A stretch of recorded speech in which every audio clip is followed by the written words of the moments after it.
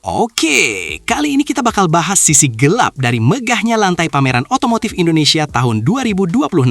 Di mana di balik gemerlap lampu booth dan senyum manis para wiraniaga, ternyata ada barisan mobil yang nasibnya kurang beruntung, alias sepi peminat sampai-sampai datanya di Gaikindo bikin kita harus ngucek mata dua kali karena angkanya yang tipis banget. Memang sih, tahun 2026 ini pasar lagi gila-gilanya digempur mobil listrik Tiongkok yang harganya merusak harga pasar. Tapi apakah cuma karena faktor harga, ataukah ada strategi produk yang blunder, fitur yang nanggung, atau mungkin selera orang Indonesia yang makin sulit ditebak antara pengen gaya tapi tetap mikirin harga jual kembali? Di video kali ini, kita bakal bedah 10 model yang lagi berdarah-darah di awal tahun ini, mulai dari sedan yang terlupakan sampai SUV yang harganya bikin kita mikir mending beli rumah. Semuanya bakal kita bahas lengkap dengan gaya santai tapi tetap berisi. Jadi siapin kopi kalian, karena ini bakal jadi perjalanan panjang buat memahami kenapa mobil-mobil ini malah jadi penghuni setia gudang dealer.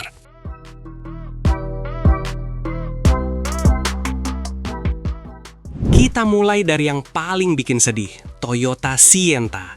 Mobil ini sebenarnya punya konsep sliding door yang praktis banget buat emak-emak jemput anak sekolah di gang sempit.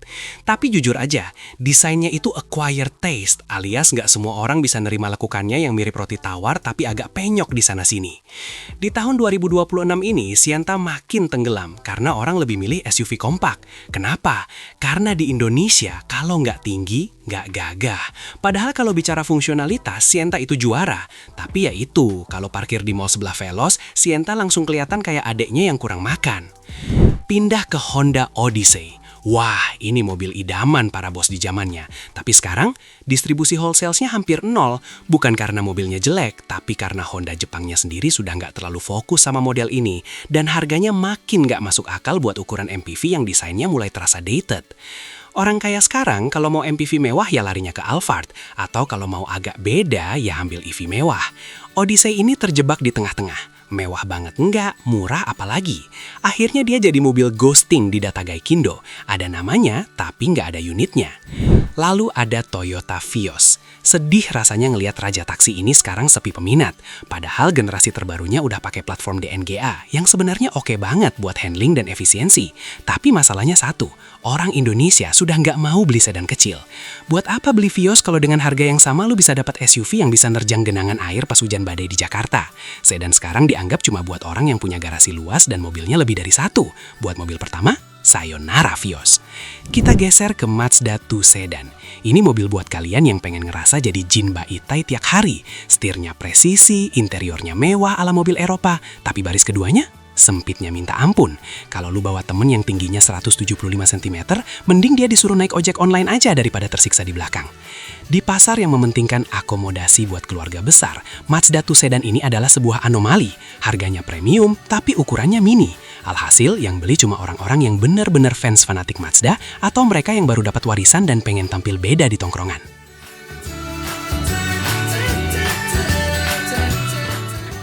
Nah, ini yang menarik. Kia EV9. Mobil ini ganteng parah, kayak robot dari masa depan. Tapi harganya mendekati 2 miliar rupiah, bos.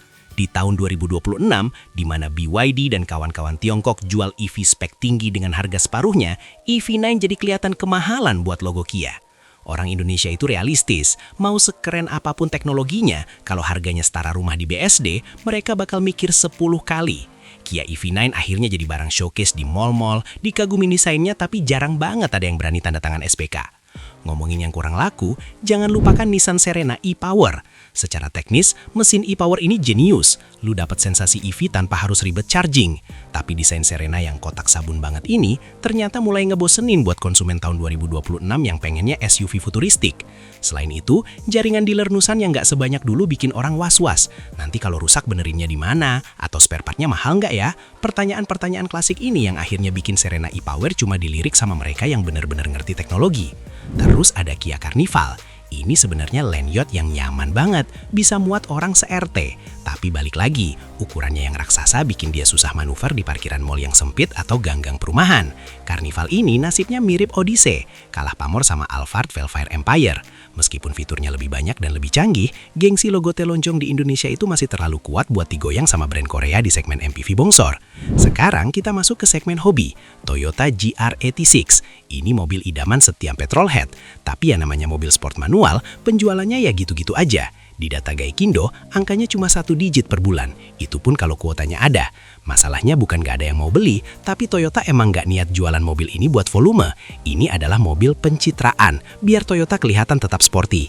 Kalau lu mau beli, indennya bisa ditinggal naik haji dulu baru unitnya datang. Saudara kembarnya, Subaru BRZ nasibnya mirip, tapi sedikit lebih baik karena Subaru lebih agresif promosinya. Tapi tetap aja, di tengah isu ekonomi 2026, beli mobil pintu 2 yang nggak bisa buat bawa belanjaan bulanan istri itu butuh keberanian dan tabungan ekstra.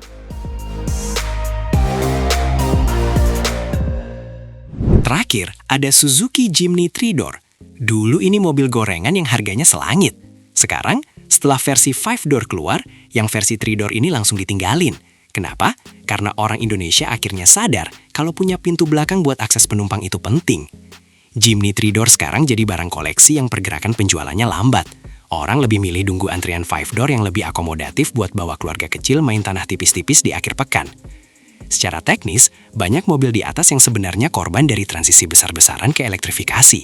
Di tahun 2026, kalau mobil lu nggak punya embel-embel hybrid atau EV yang harganya kompetitif, siap-siap aja jadi pajangan doang.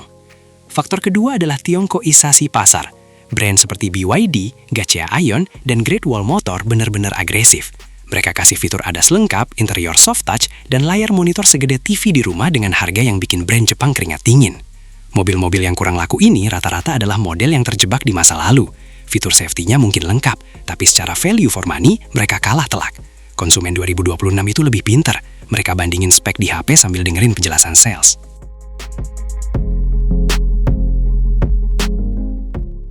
Khusus buat sedan kayak Vios dan Mazda 2, mereka juga kena imbas aturan pajak yang meskipun sudah disesuaikan, tetap nggak bisa ngalahin kepraktisan MPV dan SUV di mata orang kita yang senengnya bawa rombongan sirkus. Belum lagi urusan resale value. Di Indonesia, mobil itu dianggap investasi, walau sebenarnya aset yang depresiasi. Mobil-mobil yang penjualannya rendah ini, otomatis harga bekasnya bakal anjlok, yang bikin calon pembeli makin takut buat beli unit barunya. Contohnya Nissan atau Kia. Meskipun produknya bagus, bayangan harga jual kembali yang terjun bebas masih menghantui. Berbeda dengan Toyota atau Honda, yang meskipun fiturnya kadang pelit, tapi harga bekasnya masih bisa buat modal nikah lagi. Maksudnya beli mobil lagi. Secara desain, selera orang Indonesia di 2026 juga bergeser ke arah yang lebih bold dan futuristik. Mobil yang desainnya terlalu kalem atau terlalu konservatif kayak Sienta atau Serena mulai ditinggalkan karena dianggap nggak Instagramable.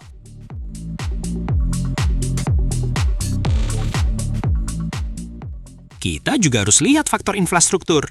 Mobil-mobil rendah kayak sedan makin gak laku karena jalanan kita di tahun 2026 ini bukannya makin mulus, malah makin banyak proyek galian kabel dan lubang yang bisa bikin bumper depan mobil ceper nangis. Jadi, apakah mobil-mobil ini layak dibeli? Kalau kalian adalah tipe orang yang anti mainstream dan gak peduli sama harga jual kembali, sebenarnya ini saatnya berburu diskon besar di dealer untuk model-model kurang laku ini. Tapi buat kalian yang mikirnya jangka panjang dan mementingkan kemudahan servis, barisan 10 mobil ini emang sebaiknya dihindari dulu sampai ada update atau perubahan strategi dari masing-masing pabrikan.